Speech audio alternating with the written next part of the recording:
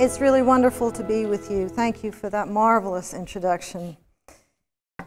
I've been in business over 25 years. I worked in consumer product marketing. I was a hedge fund partner. I was a real estate developer. And teaching is my 6th career. It actually is.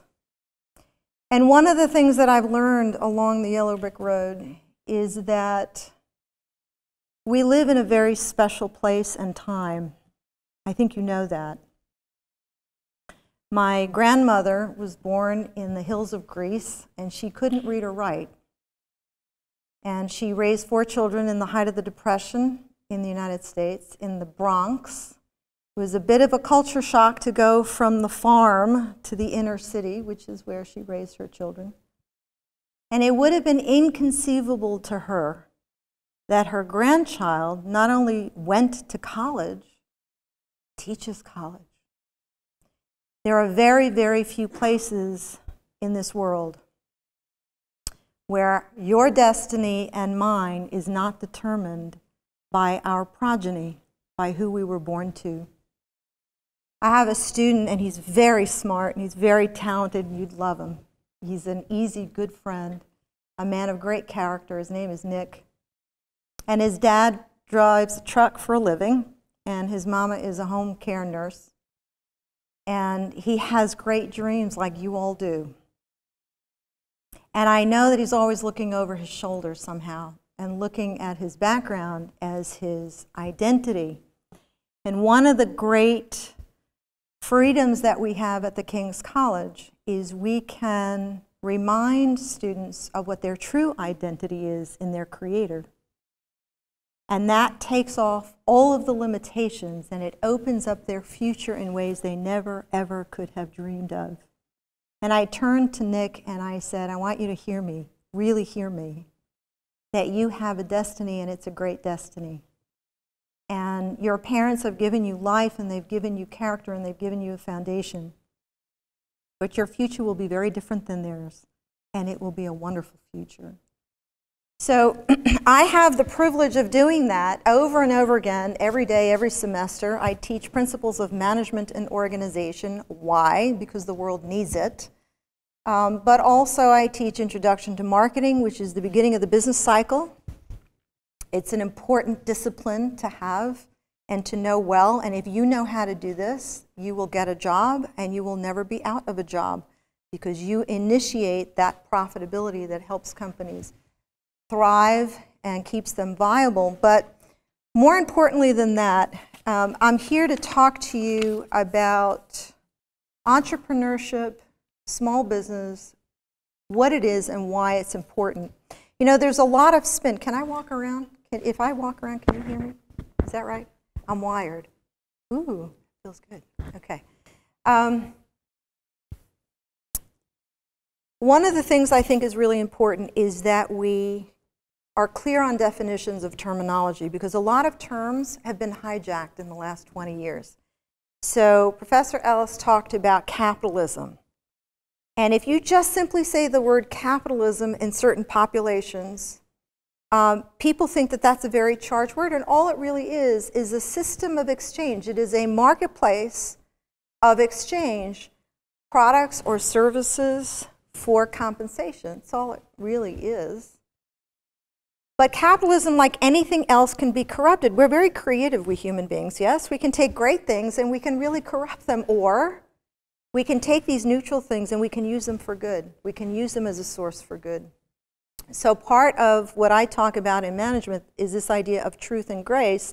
What does that mean? We face the hard things, but we do it with the intent to build up and not destroy.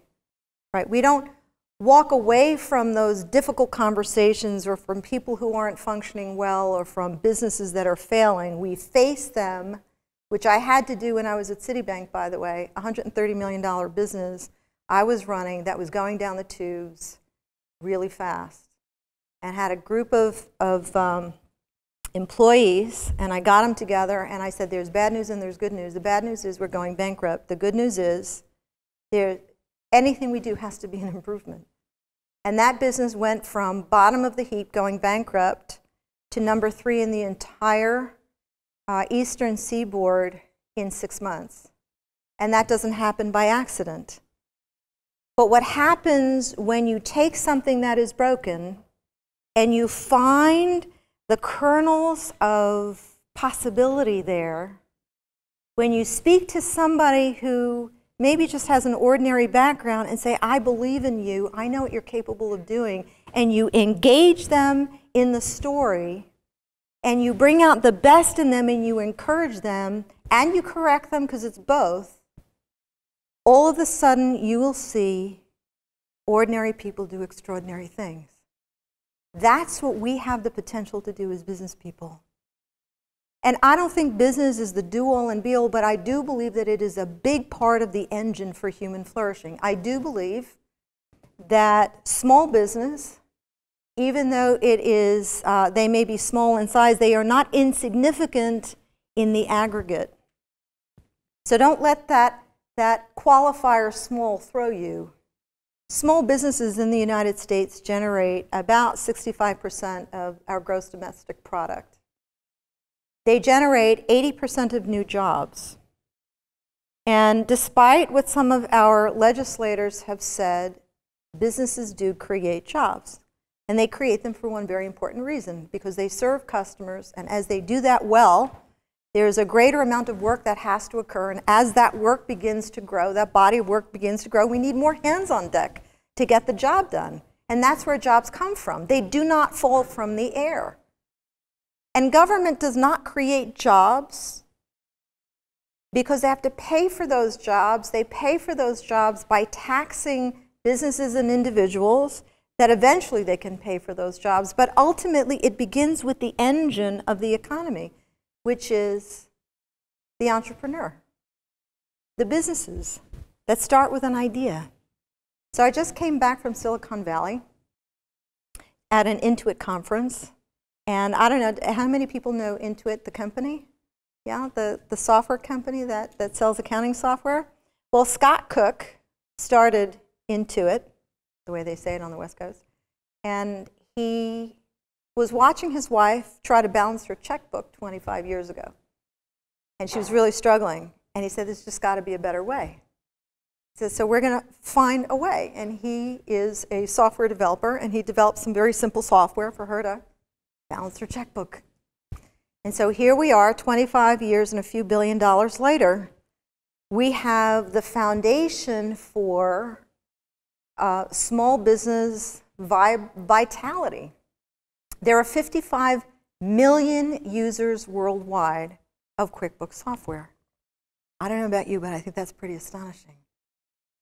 But part of what I want to do is not just give you a vision for small business, but to help you to understand that the world is changing very rapidly, and what that means for you and for me is that there's opportunity and there's also risk.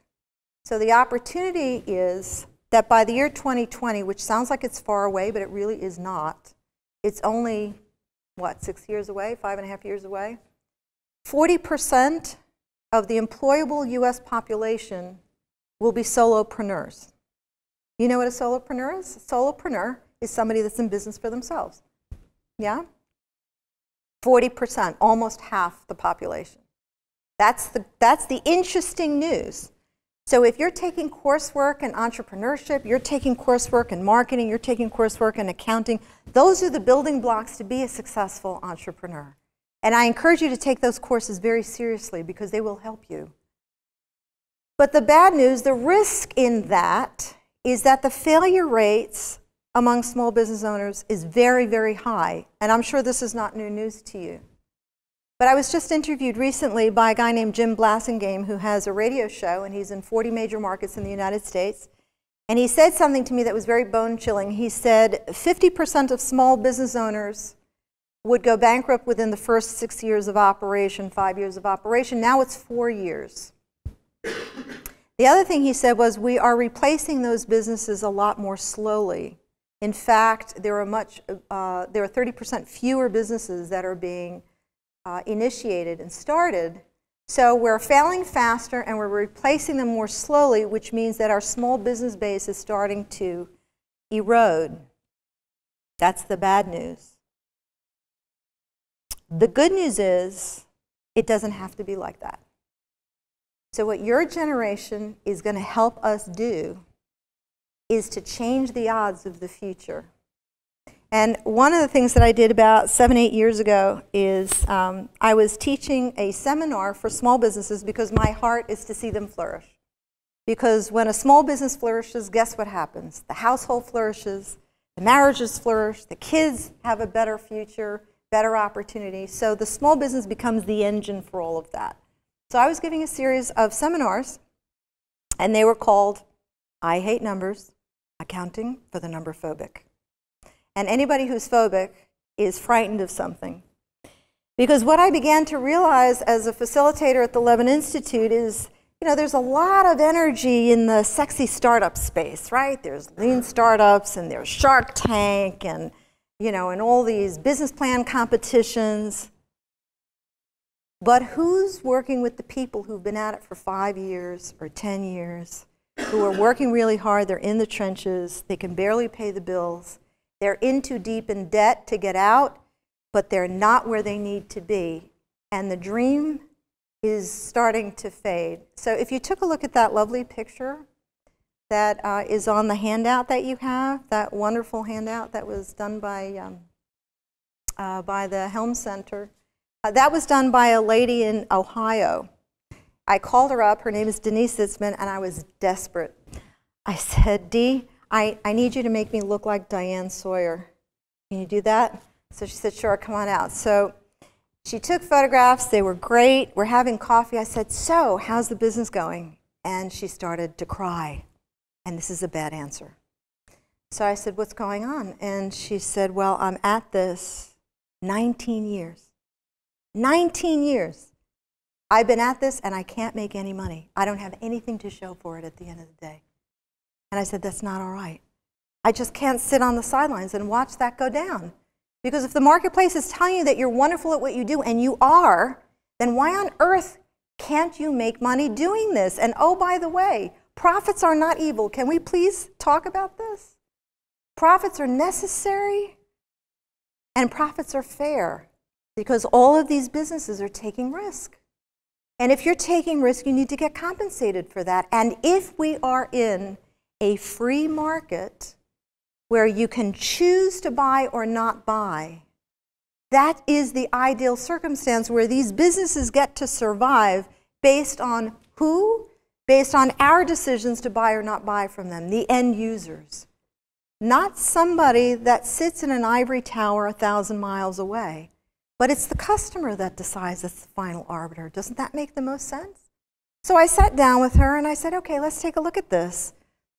She was doing weddings and portraits and a whole host of things. We changed her pricing structure.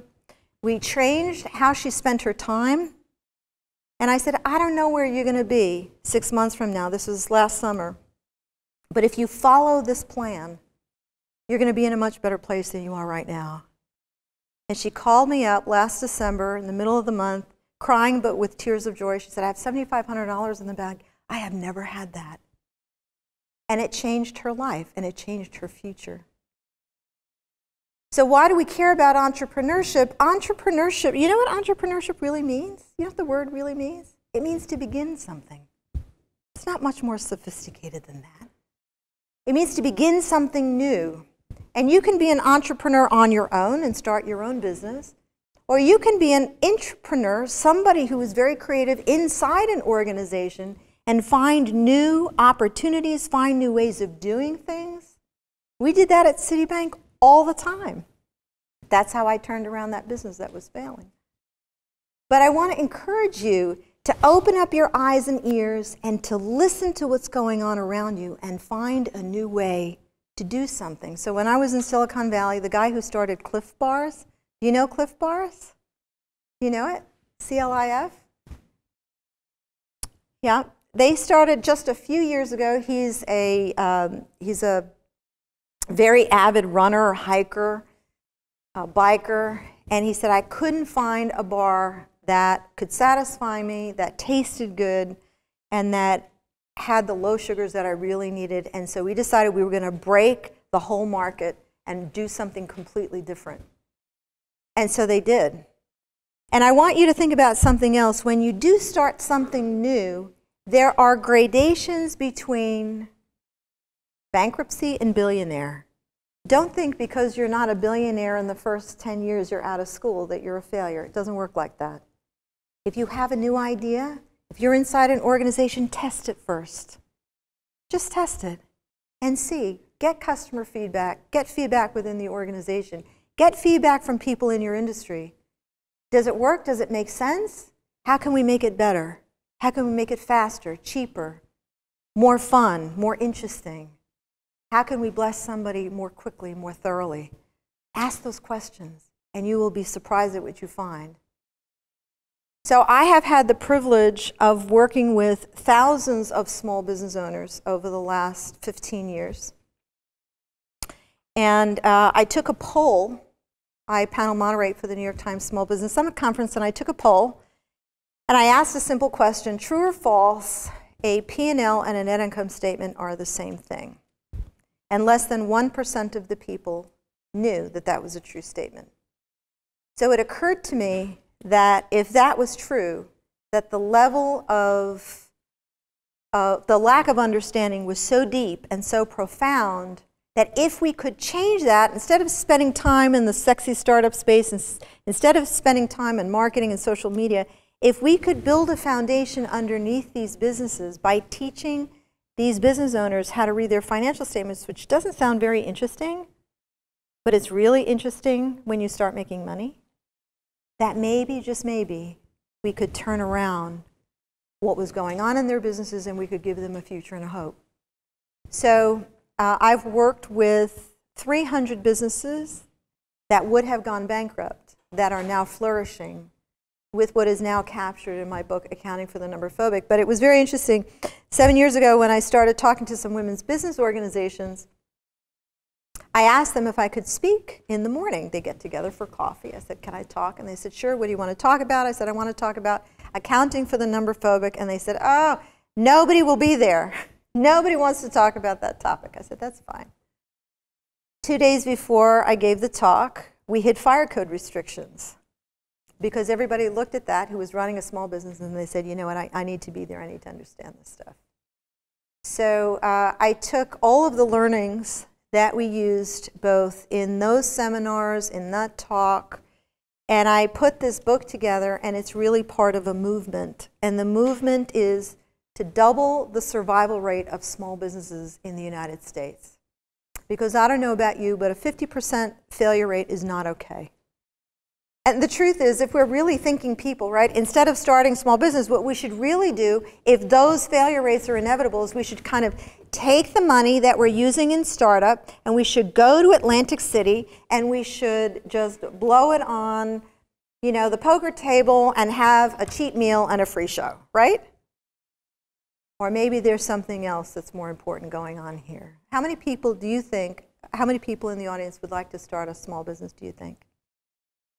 That's great. How many people have ever worked in a small business?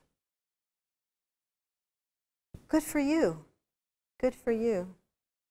So I want to say a couple of things. The first is that what profits will do is they help guarantee the viability in the future of these businesses. And so it's important for us to learn how to generate those, but you don't generate those in a vacuum. You generate those by serving customers really well. And one of the other memes that I want to kind of, I want to undermine right now, not underline, undermine, is this idea that profits are exploitative. They are not exploitative. So I was teaching a class, and one of the entrepreneurs in the class asked a very interesting question. He said, how do you know if your prices are exploitative? I said, that's interesting syntax. I said, in a free market, the way that you know that your prices are too high is how? Nobody buys from you, right? It's really simple. If it's too high, there are a couple of problems. Either your pricing is too high, you're talking to the wrong customer, or you're not articulating the value that you're offering very well, but you got to fix something. It's a feedback mechanism if nobody's buying. So it could be the price or it could be some other things. But in a free market where everybody has a choice. That is the ideal circumstance, so that the business is incented to do the right thing for the customer. And the government doesn't have to tell them how to do that. They do it automatically. And that's the beauty of free enterprise, which is why the Jesse Helms Center exists to promote that. Does that make sense? So about, I don't know, 5 years ago, I was invited to go to Albania because there was an NGO there, the last NGO there, that was having some difficulty. And how many people know anything about Albania? Albania is the poorest country in Eastern Europe, which makes it the poorest country in all of Europe. And one of my former students was working for this NGO, and she called me up and she said, "You got to come." And I said, "You know everything I'm going to say. You sat in my classes for 3 years. There's nothing I'm going to tell you you don't already know." She said, "No, no, no, you got to come." And we had 5 unbelievable days of watching these people begin to see the light of truth and grace, and watch an organization come out of a trough and to basically be a force for change in that country. So let me tell you what that looks like. So sometimes we talk about entrepreneurship, and this is great, and you know, it can support households, and it can. But let me show you what it looks like in an impossible situation. Gerta is her name, and she's this high, and she tips the scales at like 80 pounds, and she's got the guts of 10 Roman legions. You know anything about Albania, it is run with a very stern fist. It was under the threat, not the threat, the power of communism for 2 generations, 40 years. There was barbed wire all around the country, nobody in, nobody out. The exact antithesis of a free market. And Gerta said to me, she said, "You taught me not to ask permission." I said, "Oh no, what did I do to this poor child?" She said, "So we went to the goat herder and we said to him, 'Give us 10% of the goats from your herd, tithe 10% of the goats, and we'll create a co-op in the town,' this town where people were busy killing each other and beating up their children, and they were poor as poor could be. She said, 'We'll start a co-op with these people, and we will find broader markets for your goat meat. You'll make more money.'" So they decided to do that. And then they went to the townspeople and they said, "Listen, you can continue to live like this if you are willing to focus on getting this goat co-op going, and we'll show you how to do that. Then we will find you markets for your goat milk, and you'll all make more money." And then they went to the cheesemaker and they said, "Buy your goat milk from us. We promise you the milk will be clean. We'll be able to provide X number of, gallons per week.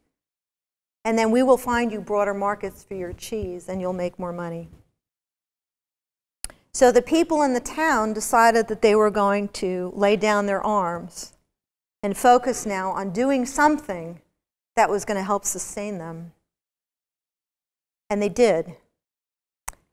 And those townspeople went from earning 5 cents a day to earning $5 a day with that goat co-op. And it completely changed the face of northern Albania, which was the poorest section in the poorest country in Eastern Europe. And guess how long that took? 22 months. I was flabbergasted. I was convinced I wouldn't hear anything like that for at least 20 years. And she told me that happened in 22 months. And I'll be honest with you, I'm a believer, but I was galvanized when I heard that. That one person with one idea who tested something in the marketplace, who got a few people around her to say, "Let's just try." And those townspeople got together and they turned to Gerta and to her team and they said, "We want to understand why you're so kind. We want to know who you worship." In a country where if you said the name of God, an AK-47 would end up at your temple, this is a pretty big change, let me tell you. So, is it just entrepreneurship? No, it's principled entrepreneurship. It's entrepreneurship not just for the social good, but the social good will be there if we run our businesses well. We will see our employees flourish if we care about their development and we invest in them. That's principled entrepreneurship, and that's what you're getting at Wingate University, and I'm so glad that you are. And that's what my students get at the King's College too. It isn't profit at all costs, but it is profit that is necessary. And if we're not earning a profit, we need to make some course corrections so that we can. So what are the challenges? Well, let's ask a question. Let's do a thought experiment. I meant to do this earlier and we weren't able to get to it. Let's do a thought experiment. And it's important because we take a lot for granted in our world. We take a lot for granted that we can walk into a grocery store and get what we need. If we have a pipe that's burst, well, there's a plumber around that we can hire. We take that for granted. In France, if you have a clogged drain, guess how long you have to wait for a plumber to show up? Try 7 months. So the thought experiment goes like this. What if tomorrow every small business owner woke up and said, it's not worth it anymore. My marginal taxes are going up. Healthcare expenses are going up. They're raising minimum wage. That's going up. My insurance costs are going up. My rent is going up. It just doesn't pay anymore. And I'm not getting the sales I used to get. So I'm going to close my doors. What does the world look like? What does it look like? You have a toothache? Gee, that's too bad. There are no more dentists. There's nobody to go to take care of that toothache. Because dentists are small businesses. Doctors, most doctors are small businesses as well. There are a lot of independent hospitals that are considered small business. Because small business, by definition, is 100 or fewer employees. Your car broke down? Gee, that's too bad. There's nobody to fix your car. Because the car mechanic usually is a small business. So part of what we're trying to do is help you to understand that the small business owner in the U.S. holds the quality of our daily lives in the palm of their hands. And we have an opportunity to build businesses that are solid, that are profitable, that generate cash flow, that can support our households and the households of others. And we can see it is an important part of human flourishing, but it has to be in an ecosystem that fosters that. So when you hear about free enterprise, it isn't free because it's no cost. It's free in the context of unhindered, that heavy hand of government is not dictating on the ground what should happen, but it is customers that are giving feedback to these businesses as to what should be happening on the ground. And businesses will rise and fall based on that feedback. Free enterprise, very important. The rule of law, very, very important. And it's threatened. We can't have certain groups that are given preferential treatment and others that are not. The rule of law is what about? It's about creating a level playing field, and we need to argue for that. We're in the middle of an election cycle, right? And whoever we vote for is going to have some long-term effects. So we need the rule of law. We need private property rights.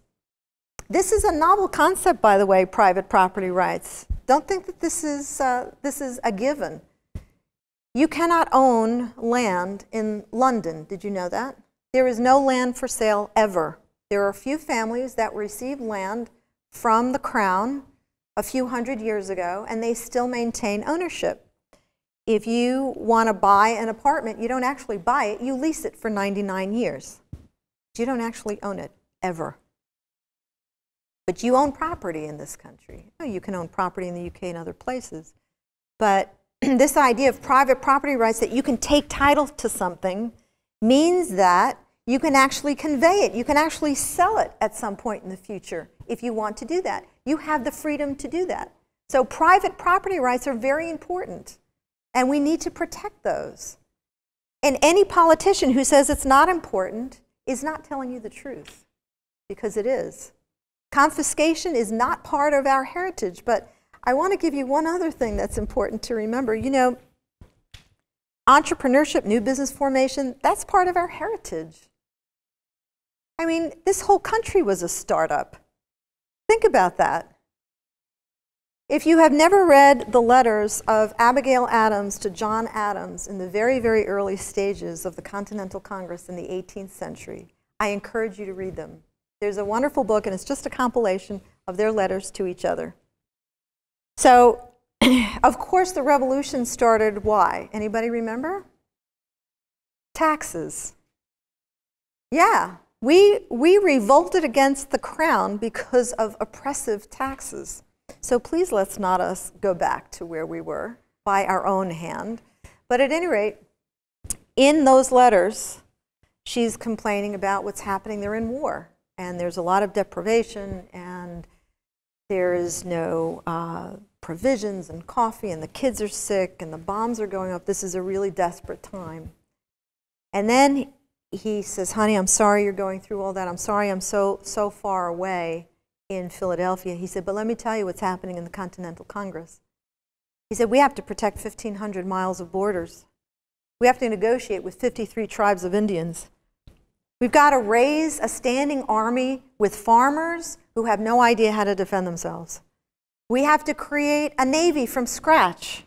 We don't know where we're going to get the money from. Oh, and speaking of money, we have to create a currency that the world will accept as a medium of exchange. We're not even a country yet. Oh, that's right. They had to start from scratch. But that's a wonderful legacy that we have because they took that risk.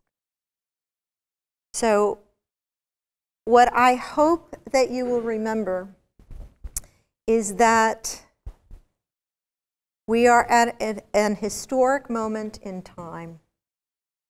We're at an inflection point where small business is becoming far more important, entrepreneurship far more important than it ever has been in our history.